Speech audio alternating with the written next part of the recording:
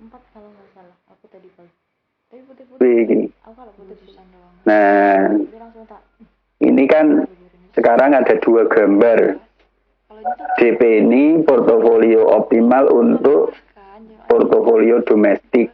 IP ini portofolio optimal untuk portofolio internasional. Sekarang coba pada kenaikan return.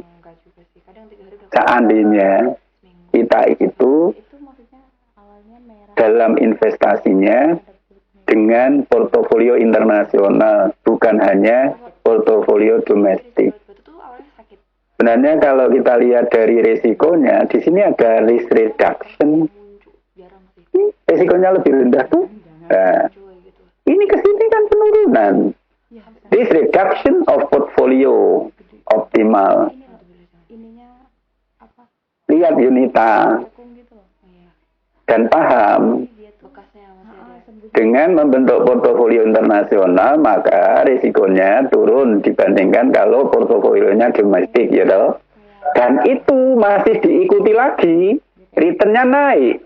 Tuh, lihat sumbu ke atas itu. Ini yang domestik, ini yang internasional, berarti naik dong. Dah risikonya turun, returnnya naik gitu. Aku pengen Clara dan teman-temannya itu sebenarnya presentasinya ke situ. Menduduk judul bab ini apa? International Portfolio Theory. Teori. Nah, teori ini ya pegangan dulu. Teori portofolio intinya apa? Diversification. Diversifikasi itu apa? Portfolio. Portfolio itu apa? Penggabungan atau sekumpulan aset yang dimanage dalam sebuah unit investasi. Bahasa filosofis, bahasa yang cukup sederhana, gampang ditangkap orang, tapi filosofis. Don't put all your eggs on one basket. Terus, kalau aku punya duit, nggak boleh aku investasikan pada semacam aset saja. Tetanggamu yang nggak sekolah sarjana itu udah mudeng kuwi lho. Kalau punya uang itu diecer-ecer kayak gitu. Sebenarnya itu menjalankan teorinya Markowitz ini. Supaya resiko dia turun. Seandainya salah satu dari investasi dia itu gagal, maka masih ada sejumlah aset yang nggak gagal.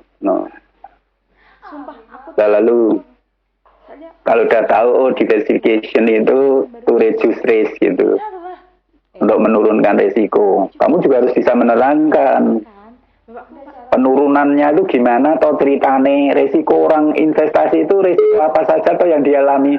Kalau secara total resiko itu meliputi ini mbah, ini bu, ini pak, ini tante, ini om, iso nerangke sik ngono. Terus resiko yang kelompok ini kan mestinya bisa dihilangkan toh pak, bu, ngono. Dan ini kan nggak iso, mosok misalnya Gusti Allah ngasih bencana alam sampai dahsyat, masa uang iso dodolan, masa orang bisa berkegiatan ekonomi, bisa ke pabrik, bisa ke kantor, nggak bisa gitu loh. Maka itu tetap saja kalau sampai ada hal-hal kayak gitu dialaminya juga. Nah, terus memberi gambaran kebijakan pemerintah opo berkaitan dengan kebijakan moneternya, kebijakan ekonomi makronya, fiskal dan seterusnya, ngono-ngono. Terus kaitannya kebijakan manajemen misalnya. Manajemen itu maksudnya manajemen yang sahamnya akan kamu beli. Kudune dirimu itu kan ya punya asumsi ya. Mesti ini kan manajemen lah ya sehat toh gitu. Manajemen lah pikirannya ya normal saja toh, tidak self interest toh gitu. Kalau membuat keputusan kan yang optimal toh kudune. Itu kudunya itu normatif. Lah kecuali ia melakukan self interest dan itu uncontrollable olehmu ya toh. Kalau kamu punya perusahaan tuh manajemenmu tuh memungkinkan untuk melakukan self interest, mementingkan diri sendiri. Itu manusiawi juga, tetapi normalnya kudunya tidak. Makanya resiko-resiko yang berkaitan dengan manajemen, keputusan manajemen itu diasumsi bisa dihilangkan. Dirimu sebagai investor punya duit banyak mau diinvest, ngeluarin duit gede, nalarnya kalau kamu itu rasional, kudune investasimu ya nggak ngawur, tidak ngarang, waton milih. Kan mestinya ya, Pak, saya nggak punya kemampuan analisis sih gitu. Lawang saya aja kalau diterangin teori portofolio malah mendelep gitu, malah sembunyi, nggak pernah ikut, nggak pernah masuk, bahkan membaca nggak mau. Saya nggak berilmu itu gitu. Lah punya duit banyak nggak berilmu itu ya nggak usah milih sendiri. Kan banyak tuh analis-analis sekuritas berbendera yang berada di sekitar kita, gedungnya magrong-magrong, tinggal datang minta rekomendasi atau advice darinya dengan membayar fee gitu. Supaya apa? Supaya risikonya kamu itu salah pilih dalam kombinasi portofoliomu itu bisa kamu hindari. Tapi kalau kamu tetap saja milih sendiri, berarti kamu yang bunuh diri. Risiko itu nggak hilang, tetap kamu hadapi. Wong raiso kok milih dewi. Gitu caranya menalar kenapa risiko itu kok bisa hilang. Yang kemudian risiko yang tidak hilang adalah yang berkaitan dengan tadi. Kalau digambarkan grafik ini lo, grafik melorot terus landing. Mau. Neng gitu lo antarane portofolio internasional domestik itu dijawil. Disandingke. Kamu itu terus ngomong dalam konteks domestik, konteks internasional supaya kelihatan bedanya opo penurunannya lebih turun yang mana ditunjuk itu. Oke, aku percaya bahwa diversifikasi menurunkan risiko. Lebih turun lagi kalau diversifikasinya ini melibatkan saham-saham internasional. Ana ilmu nih ora diapano kok. Ning buku lah bunyine enggak ngono. Ning kudune mbok serap ilmune kuwi gitu. Terus saiki terus mikir. Dan aku investore, saham-saham yang akan kupilih dalam portofolioku itu yang mana ya? Mestinya kamu kan kepo gitu. Terus caranya memilih gimana ya? Berarti kamu tuh butuh bantuannya Markowis. Markowis ngajari kita dan juga CAPM. Kalau CAPM itu Sharp Linear Motion penulisnya. Kalau yang portofolio modern itu Markowis gitu. Itu ya nggak kenal wong jadi calon lulusan sarjana manajemen keuangan kok Markowis ora kenal, Sharp ora kenal, Linear ora kenal, Motion ora kenal misalnya. Black-Scholes ora kenal misalnya, Fama ora kenal misalnya. Sing dikenal Pak Ijo Bagong Garing Petro itu. Ya dicari literatur yang saya sebut itu supaya ngerti teoritisinya siapa ngono. Mula kok ngerti ini Garing Petro Bagong, Pak Ijo, Pak Imin, Pak Idu. Yang udah ya kuliah juga. Ayo Yunita nyari Markowis. Jadi masih Tulisannya portfolio selection judulnya.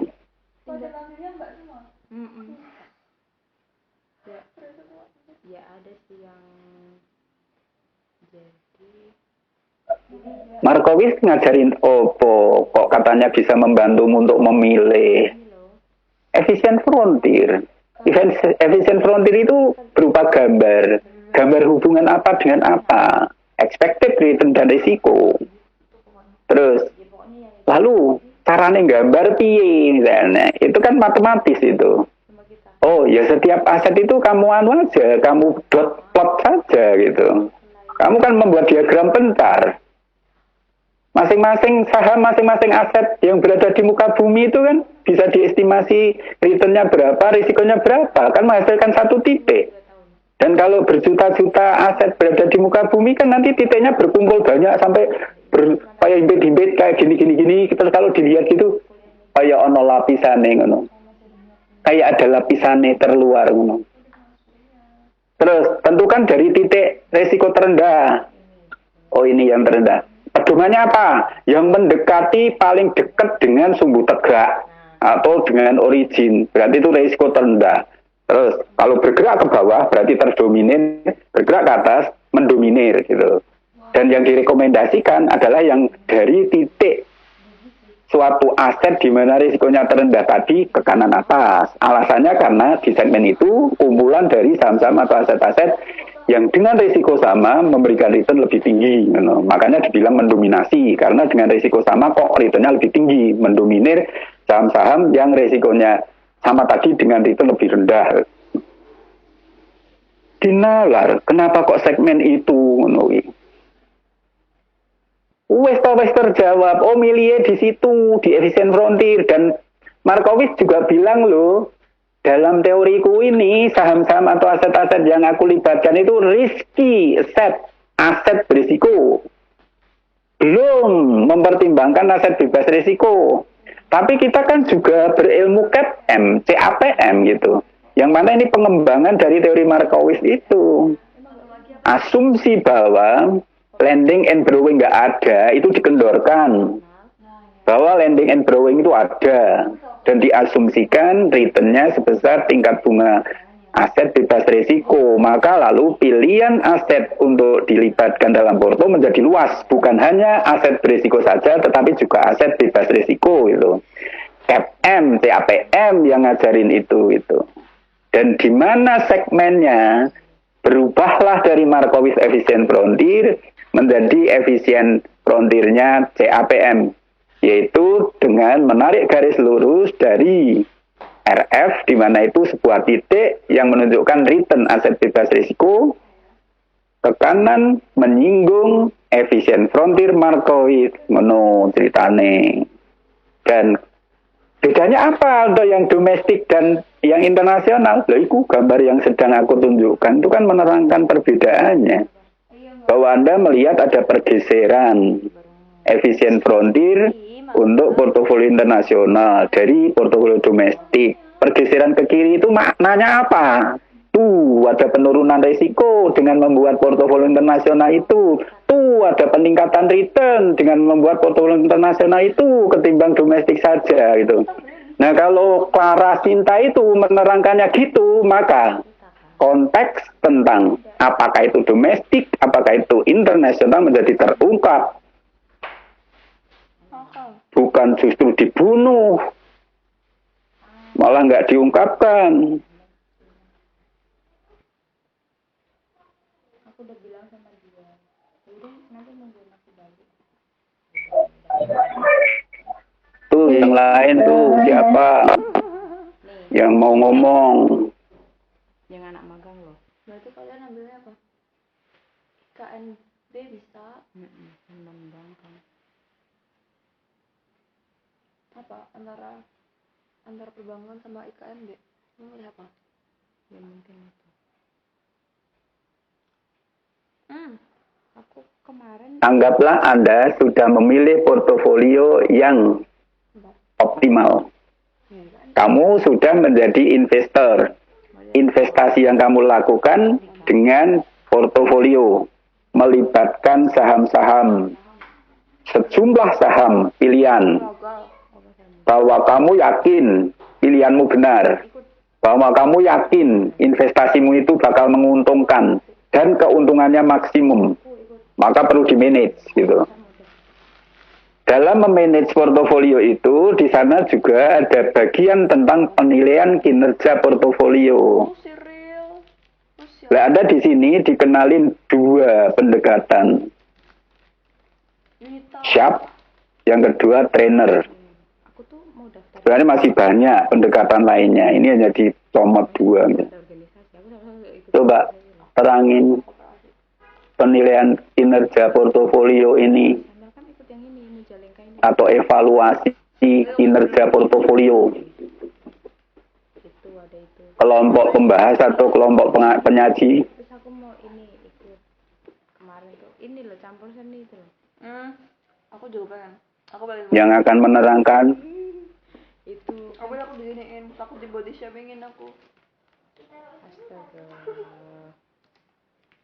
Itu sih aku kepikiran. Tapi si Melina itu kan, dia kan nggak tahu jadi masa apa enggak. Kan sepertinya ada juga Jensen kalau nggak salah. Jensen Alpha gitu. Kan ada kamerasnya juga kan. Aku baru fotografi kemarin tapi dia jadi. Sharp ratio, Jensen Alpha, trainer ratio. Ada juga lainnya, saya lupa pakai kata market gitu. Mbak Jenny itu paduan suara, jangan Kristen semua rata-rata. Oh iya. Tapi rata-rata mam itu suaranya bagus-bagus banget. Tinggi-tinggi juga. Soalnya mereka mau latihan nari tiap gereja. Enak tahu ini tuh kacang. Itu kan the Sharpe and Trainer Performance Measure. Bicara apa itu? Pengukuran kinerja. Kinerjanya siapa? Kinerja portofolio. Maksudmu apa? Maksudnya apa? Bahwa investasi kita dalam bentuk portofolio ini kan mestinya dinilai atau diukur kinerjanya. Bagus atau enggak? Tujuannya apa? Saya tadi kan bilang portofolio itu di-manage gitu, dikelola. Bisa jadi karena dunia ini itu bergerak, pergerakannya itu kan memungkinkan kinerja suatu portofolio itu berubah-ubah. Misalnya yang dimaksud bergerak tadi adalah kegiatan ekonominya misalnya.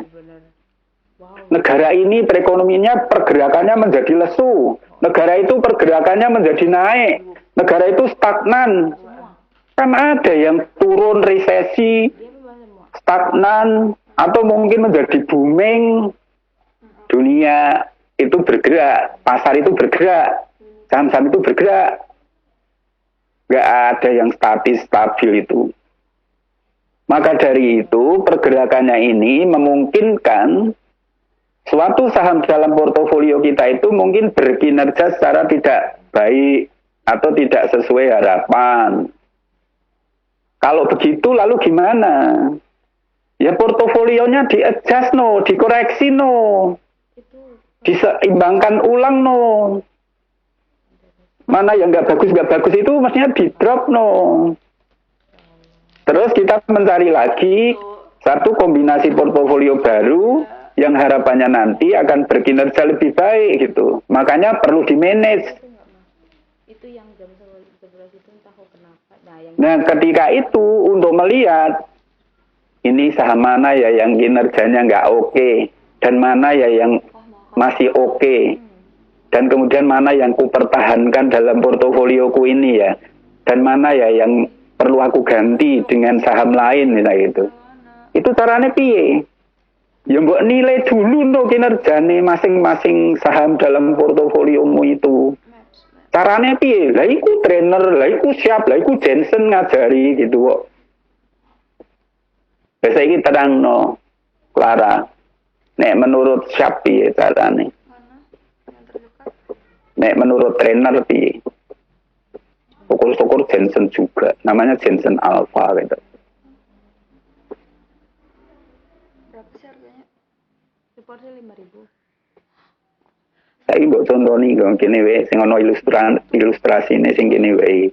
Nah, ilustrasi yang kamu tunjukkan tadi itu di teori portofolio dulu semester 5 kamu tuh sudah belajar itu. Itu kan orang biasa aku beli 5.000. Kamu tuh asumsinya itu dua pondasi teori portofolio ketika mau masuk portofolio internasional itu. Teori portofolio basic itu sudah kamu kuasai dulu asumsinya itu. Bukan kok sekarang baru belajar awal. Yo kamu kayak orang Karipan, tahu nggak Karipan? Bangun terlambat, tukang turu. Katanya di Cepungan. Mestinya sudah punya dulu. Nggak ada. Sehingga kalau mau menyandingkan yang internasional piye, yang domestik piye. Oh yang domestik yang aku pelajari dulu di teori portofolio itu. Masih cenderung perusahaan tertentu domestik saja. Konsep dasar dari teori portofolio. Dengan adanya misalnya perdagangan internasional yang memungkinkan atau dengan adanya globalisasi, dengan adanya banderiles antar benua, antar bangsa, maka kemudian memungkinkan orang untuk melakukan perdagangan, termasuk perdagangan kapital antar negara. Kalau begitu, membuat portofolio internasional ya memungkinkan. Karena saham bisa di list silang. Sayangnya waktu belajar, waktu ada mahasiswa mempresentasikan sumber pendanaan cross listing nggak diungkap kayak ya nyambung tuh. Kalian kan suka meniadakan yang internasionalnya, padahal ini manajemen keuangan internasional. Tapi nuansa internasionalnya sering disembunyiin, dibuang malahan, bukan ditonjol-tonjolin. Bahwa saham-saham bisa di cross listing investornya pada waktu mau berinvestasi pada saham bisa mengkombinasi juga saham-saham di berbagai pasar gitu. Sama harus sesuai. Giliran sama kalian janjian. Emang selalu salah sih ya. Dan kemudian portofolio investor itu di-manage. Maunya apa sih Bapak? Oh, kalau Memanagenya ini untuk menjaga agar kinerja portofolionya itu sesuai harapan. Harapan investor itu apa? Clara, jadi Pak maksimum value, maksimum profit. ngapain? Kalau ini khusus investasi dari portofolio, maksimum gains atau profit Disuruh kemarin tuh strategik tiba-tiba kan. atau maksimum return. aku tuh udah Dan nanti bingung cari posisinya. mereka berharap itu. Backline. Apakah dapat return maksimum juga? Kenyataannya belum tentu. Kenapa? Karena kinerja saham dalam portofolionya biasa jadi nggak sesuai harapan. Kenapa nggak sesuai harapan? Karena perekonomian dunia, perekonomian berbagai negara di dunia itu bergerak, berubah-ubah. Yang pergerakannya itu bisa jadi membuat kinerja suatu saham itu justru memburuk. Tapi ada juga yang membuat kinerja suatu perusahaan lainnya yang dulu buruk sekarang menjadi baik. Gitu.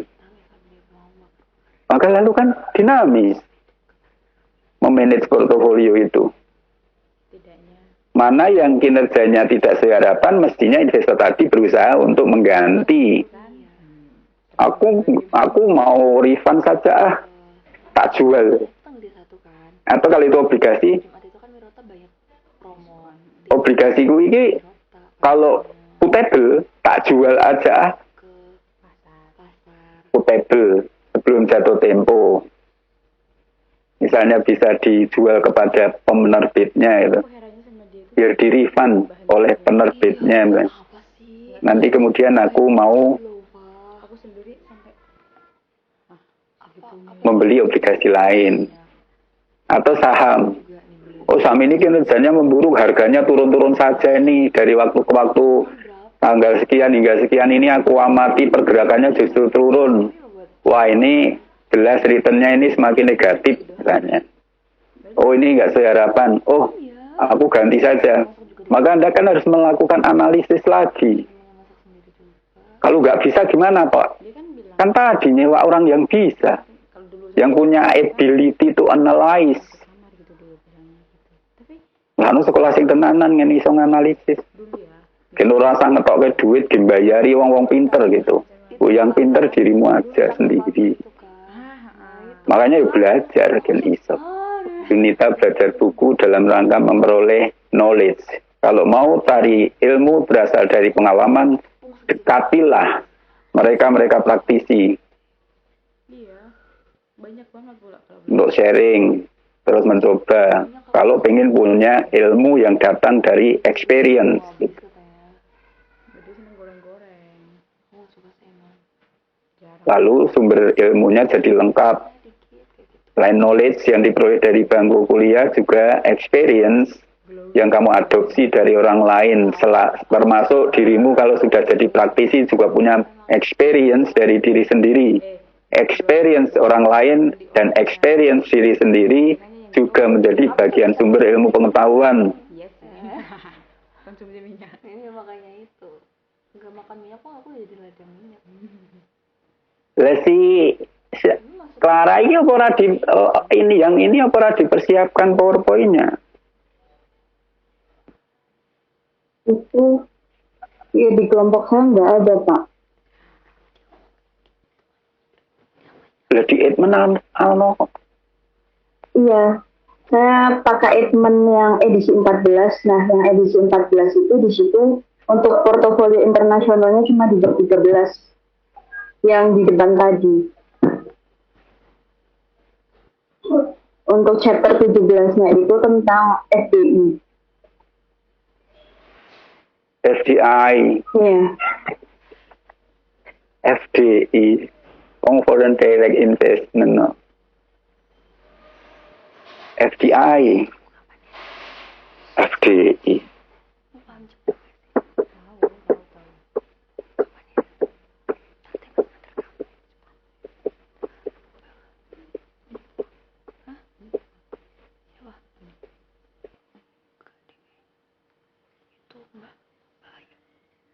Tak takoni.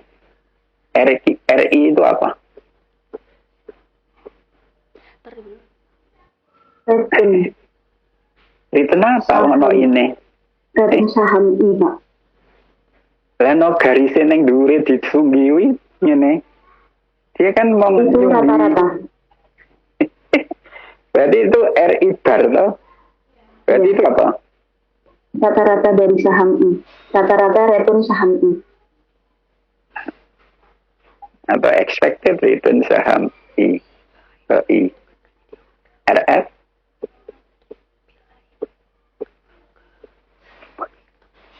RF. Income return aset Pak. Aset apa? Aset resiko. Aset resiko piye? F itu kan dari kata free loh. Masa free-nya kamu buang kok kata kunci. Oh, aset bebas. Jadikan simbol kok. Mbok ojo ngapake tok. Engko nek hilang satu kata dan itu kunci, maka pengetahuanmu jadi salah dan itu kalau kamu sebar ke orang lain maka kamu penyebar ilmu menyesatkan. Nah, mbok yo kunci-kunci itu dipegang. Sehingga kalau kamu sampai share ilmu ke orang lain itu bukan men-share ilmu yang keliru. Return aset bebas resiko. Cuma ngomong kayak gitu aja belepotan wong calon sarjana keuangan. Terus itu di situ per ada sigma i gitu. Itu notasi apa? Beta Pak. Standar deviasi. Misalnya kamu di depanku tanganku lah jewer kupingmu itu. Kok ngono bacane beta lho. Apa itu? Itu standar deviasi untuk yang standar deviasi saham I. Deviasi standar saham I. Saya tahu ya, Clara. Ngitungnya gimana? Return dulu. Yang return dulu. Data apa yang kamu perlukan sehingga kamu bisa menghitung RI bar atau return saham rata-rata? Harga sahamnya, Pak. Harga saham, Pak. Kalau belum diketahui ekspektornya dari harga saham. Apa selalu begitu? Enggak. Kalau untuk return rata-rata kadang ada yang pakai probabilitas itu sama. Kok pakai probabilitas? Kamu salah. Pakai distribusi probabilitas return, di mana di dalamnya mencakup data tentang return pada suatu kondisi ekonomi tertentu beserta probabilitas kejadian perekonomian tersebut. Karena di situ ada satu tabel, di sini ada kondisi ekonomi, ada return yang bersesuaian, ada probabilitas kejadian itu punya kemungkinan terjadi berapa persen, maka distribusi itu disebut distribusi probabilitas return. Bahwa expected return itu bisa diturunkan dari distribusi probabilitas return itu, yaitu dengan menghitung nilai expected value. Karena ini data return, maka kita sebut expected return. Saya tahu ya, Clara. Expected return itu caranya ngitung piye? Expected return dari distribusi probabilitas return itu ngitungnya piye, Clara? Misalkan ada 3 kondisi ekonomi, Pak. Resesi parah, resesi sedang, dan normal. Nah, masing-masing. Kok yang bagus, Surano? Ya. Kamu salah. Memperkirakan kondisi itu tentu ada titik terendah, ada sudut pesimistis, ada sudut optimistis. Yang tengah-tengah adalah moderate. Iku ki logis, Clara. Ojo kok gawe prediksi kok. Tugel ngono ora potensi. Meskipun kecil sekali, potensi yang teroke tetap ada yang paling optimistis. Dan ada pula kondisi yang paling pesimistis. Dan ada pula tentu kondisi yang middle, yang moderate, di tengah-tengah. Dan itu biasanya paling besar biasanya. Lalu yang ujung-ujung sono itu biasanya probabilitasnya kecil-kecil. Misalnya 3, berarti ya worst, neutral, lalu best ya. Terus ya. kan probabilitas itu jumlahnya 1 ya Pak. Jadi misal ada yang 5, probabilitasnya ada yang 0,5, ada yang 0,2 dan ada yang 0,3. Jadi jumlah probabilitas itu 1. Terus kemudian untuk yang returnnya setiap kondisi ekonomi itu ada yang 12%, ada yang 10%, dan ada yang 9%. Nah, jadi untuk misal yang expected return-nya yang ngitungnya. Jadi untuk probabilitas resesi parah dikali dengan return yang di resesi parah. Jadi misal 0,5 dikali dengan 12%, kemudian ditambah dengan 0,2 dikali dengan 10%, misal, terus ditambah dengan 0,5 dikali dengan 9%. Seperti itu Pak. Kemudian hasil tersebut dijumlahkan. Terus dijumlahkan. Ya. Kalau deviasinya tadi ngitungnya gimana? Kalau deviasi standarnya itu dari akar pangkat varian. Nah, iya terus piye? Iya, berarti ngitung variannya dulu. Saya variannya piye ngitungnya? Untuk variannya itu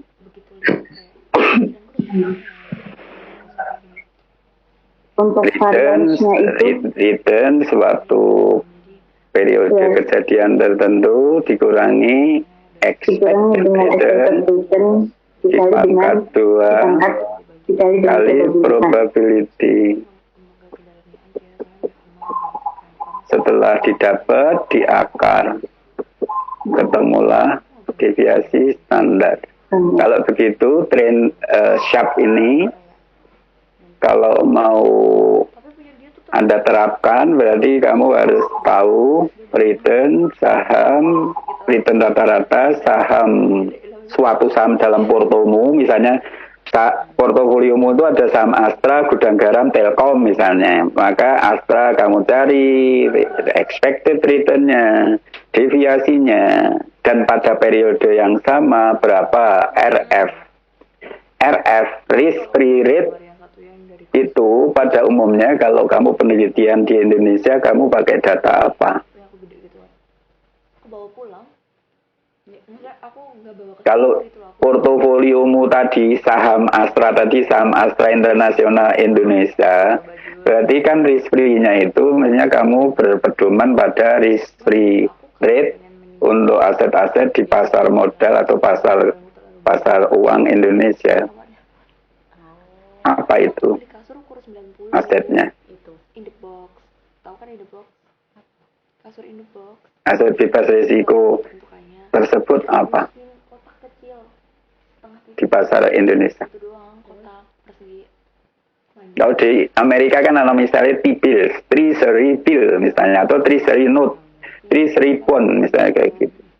Nah Indonesia apa? Ukur 90, nyampainya ukur 120, ketuker punya orang, ya kan bukan salah aku. Questionnaire riset kan butuh ngono-ngono, pengetahuan ngene-ngene kan diperlukan.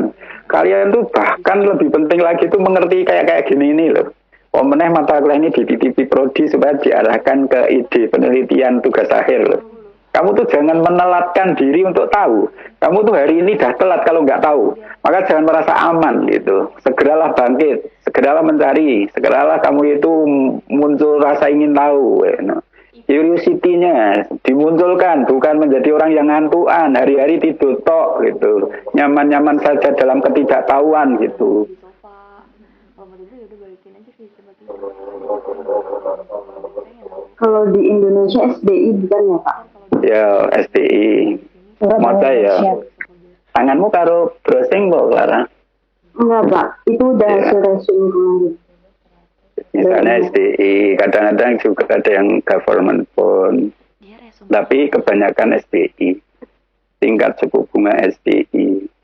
Kalau misalnya SBI itu jatuh temponya macam-macam dan tingkat suku bunga beda-beda satu dengan yang lain karena perbedaan jatuh tempo tadi.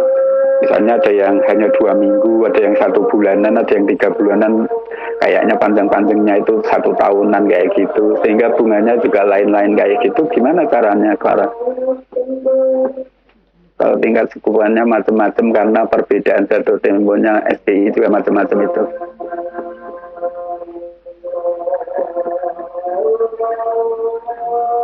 Nah, iki statistik. Kamu tuh asistenku loh. Neng apa? Praktik statistik. Iki statistiknya metu. Pertanyaan gitu jawabannya ilmu statistikmu.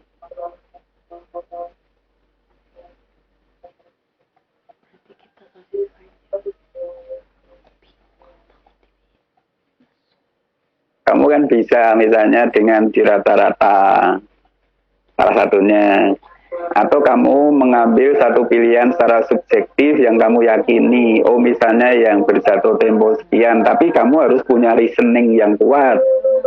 Alasanmu apa? Kok ukuran itu yang kamu pandang paling valid, paling bisa diandalkan misalnya gitu.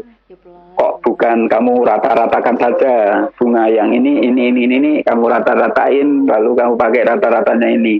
Kok kamu ambil salah satu darinya dan kamu yakini bahwa inilah yang untuk ukuran risk rate itu bukan rata-rata tapi ini gitu. Maksudnya gitu kan ada suatu justifikasi atau pembenaran. Maka kamu harus menyampaikan alasan logismu.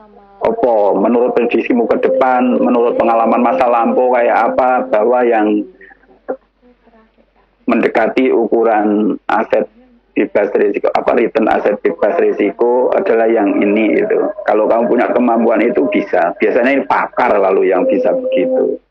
Misalnya pakar-pakar ekonomi atau pakar-pakar capital market itu ya mungkin argumen dia kan selalu nih orang kalau ngotok kayak gitu nggak berani membantahnya gitu. Kalau memang itu pakar, bukan ahli. Nah, kalau misalnya kalian nih orang-orang yang belum disebut pakar tadi, bisa jadi yang aman ya misalnya merata-rata tadi. Karena banyak tingkat suku bunga, karena perbedaan jatuh tempo STI tadi, kebanyakan para peneliti biasanya mencari rata-ratanya. Dan perbedaannya sebenarnya persentase perbedaannya itu ya kecil-kecil saja antara satu dengan yang lain sebenarnya. Tetapi mungkin dengan merata-rata itu juga suatu cara bijak dan aman seperti ini. Kalau trainer itu beda dikit yaitu betanya loh, yang dipakai untuk ngitung rasio, bukan deviasi tetapi beta. Beta itu ukuran risiko pasar atau systematic risk. Kamu tahu caranya ngestimasi, Clara? Tahu modelnya Pak? Pakai model apa? Dari beta. Beta itu diestimasi dengan model apa? Ya, yang kovarian return saham I. Alah, kowe iki ngarang, kowe iki guru maca. Kowe iki jawabanmu kudune itu bisa dengan OLS, Pak. Dengan regresi OLS, Pak. Itu. Terus apa diregres terhadap apa? Jawabannya return saham individu diregres dengan return indeks pasar gitu. Kamu berarti akan membaca koefisien kamu. Koefisien regresi itu ini sebenarnya kalau diturunkan dengan manual dengan tangan nih. Ini kovarian apa-apa mau.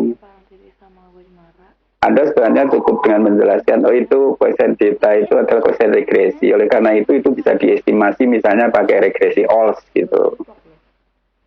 Jauhan mana?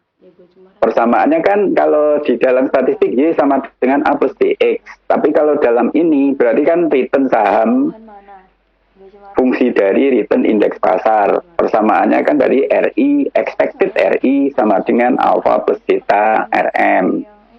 Lah betanya ini yang diestimasi. Estimasi ini pakai opo? Ols tadi yang dipakai itu metodenya. Bahannya opo? Ya data. Kita harus punya data return saham dan punya data return indeks pasar. Kalau kamu regres kedua data itu, kan ketemu koefisien betanya atau koefisien regresinya. Karena ini sahamnya saham Astra, maka ini betanya saham Astra. Kalau sahamnya adalah saham gudang garam, ya betanya beta gudang garam. Kalau returnnya itu return Telkom, ya berarti betanya beta Telkom. Masing-masing saham berarti punya beta. Beta itu risiko sistematis. Oleh trainer itu dijadikan sebagai pembanding terhadap selisih antara expected return dengan risiko. Itu kan premi itu yang atas itu. Kayak aku Oh gini, oke lah. Biasanya kayak tempatnya lumayan rapi. Berarti kalau begitu data awal yang diperlukan antara trainer dan shop ini sebenarnya sama. Memang karena banyak pohon cemara. Data awalnya sama. Cuma yang dipakai untuk ngitung rasio-rasio antara trainer dengan shop itu berbeda sedikit. Yang shop pakai deviasi standar return saham, yang ini pakai beta atau Poisson regresi return saham terhadap return index. Yang atas itu juga menunjukkan risiko. Deviasi standar kan risiko. Yang bawah beta ini ya risiko. Tapi yang bawah spesifik, yaitu risiko sistematis. Yang atas tidak spesifik. Itu risiko total. Berarti premi risiko total yang bawah premi risiko beta, premi risiko sistematis. Aku belum pernah ke bangunan. Maksudnya tuh naiknya tuh perbedaan return yang dituntut oleh investor karena mereka dihadapkan pada risiko yang lebih. Excessive risk itu menyebabkan juga return atau additional return, return tambahan yang kita menyebutnya premi, imbalan tambahan, kompensasi atau imbalan tambahan. Wis aku nek ngomong warna-warna istilah sing tak sebut tambah bingung. Iki aku urung metu kabeh. Tidak stat. Dan kalian kayaknya ya, teori portofolionya di semester 5 itu aku baca itu nggak pada duduk. Nggak tahu. Waktu itu materi diskusi di kelasnya, materi kuliahnya apa isinya aku nggak ngerti. Yang pasti bahwa aku sampai kaget karena mahasiswaku rata-rata nggak kenal Markowitz model. Nggak mungkin Markowitz dilupakan karena bapak teori portofolio, nggak mungkin teorinya itu dilupakan ketika seseorang sedang mempersiapkan diri untuk berilmu teori portofolio. Nggak mungkin. Nah, Clara Sinta itu tadi kenapa kok tidak menyajikan efisien frontier? Rame banget. Mungkin saja Clara Sinta nggak iso cerita efisien frontier itu riwayat piye. Jadi nggak ramenya rame kumpul banget gitu kan. CAPM, Kebanyakan kayak keluarga. ilmu pengetahuan atau teori. Model oleh si pembuat teori itu sebenarnya ia memanfaatkan sumbangan siapa? Markowitz. Dengan adanya jasa yang disiapkan oleh Markowitz, maka atau dengan adanya jasa Markowitz, maka CAPM bisa dikembangkan. Fondasi CAPM, efisien frontier Markowitz. Gitu. Dan nanti itu kan bertalian. Dalam teori portofolio itu yang dipelajari pertama Markowitz model dulu. Single index model kayak gitu atau model pasar. Berikutnya nanti kita merambah ke CAPM, CAPM itu. Setelah itu kita nanti Black-Scholes model, option model, bagaimana menilai opsi. Terus arbitrage pricing theory. Itu mestinya yang dipelajari itu. Dan rohnya risk return. Yang diobok-obok dalam teori portofolio itu risk return. Investor mau berinvestasi itu yang dianalisis risk and return. Itu kamu dudukkan dulu bahwa dua sejoli itu risk and return itu adalah suatu variabel penting dalam belajar konsep portofolio. Menurut terus teori-teori yang menghubungkan keduanya apa wae gitu. Ya sejak Markowitz model, single index model, market model, TAPM misalnya. Terus arbitrage pricing theory. Bahkan dalam option, Black-Scholes option pricing model. Karimun. Oh iya, naik kapal kan naik kapal gede kan. Bahkan teori-teori lainnya sudah berkembang, ada misalnya 3-factor model, 4-factor model, 5-factor model. Pokoknya yang emang orang-orang luarnya pada kesana. Dalam portofolio itu yang dipelajari teori-teori model-model. Kalau Jogja tuh ya kalau ke Jogja sini Model-model hubungan apa dan apa, risk and return. gitu loh, padahal tuh Be aja. maksudnya aku yang orang Jogja aja ke sana bisa dihitung jari loh. Nah, dalam model-model atau teori itu 6 menit seringkali di sana ada satu komponen tertentu pengobatan yang menjadi bukan mandi. sesuatu yang dijual oleh Jadi teoritisinya, Wow.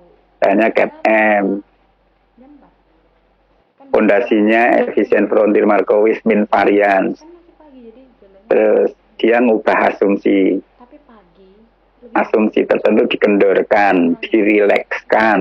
full banget. Karena merilekan asumsi itu atau itu tidak lagi menjadi asumsi dasar, maka itu, perubahannya jadi gimana? Maka lalu muncullah satu teori baru. Gede Atau airnya naik. pasang. Aku dulu tuh ke gua Jadi ada sore. ojo sampai kamu itu Aku pengen sampaikan. memedomi sesuatu tanpa ngerti itu dari mana diperoleh, siapa yang mengajarkannya. Kamu harus mulai untuk mengenali teori-teori dalam bidang manajemen, dalam bidang marketing, teori apa yang populer itu, ajarannya gimana. Jadi kalau berpendapat di forum-forum itu, kamu itu gagah, diplomasimu kuat. Untuk dibanting-banting, diambrukkan orang nggak bisa. Karena saking kamu sudah punya pegangan, punya dasar, dan dikuasai dengan benar. Ada waktu yang lain tuh kayak nggak nyaman. Hari ini styleku yang kemarin. Wes ya, jangan-jangan aku terlalu telat ini. Silakan, siapa yang mau ngomong? Sudah hari kesekian yang ngomong tetap saja saya. Aku nggak tahu berikutnya nanti siapa grupnya.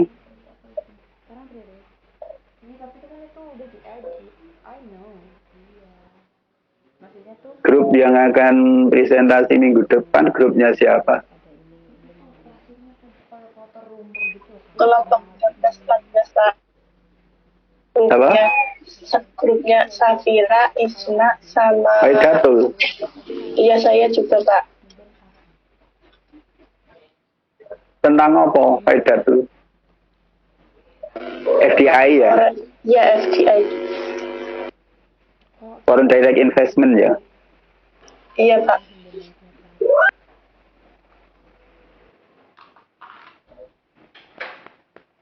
orang rumah itu bisa lagi sih kayak barang kereta.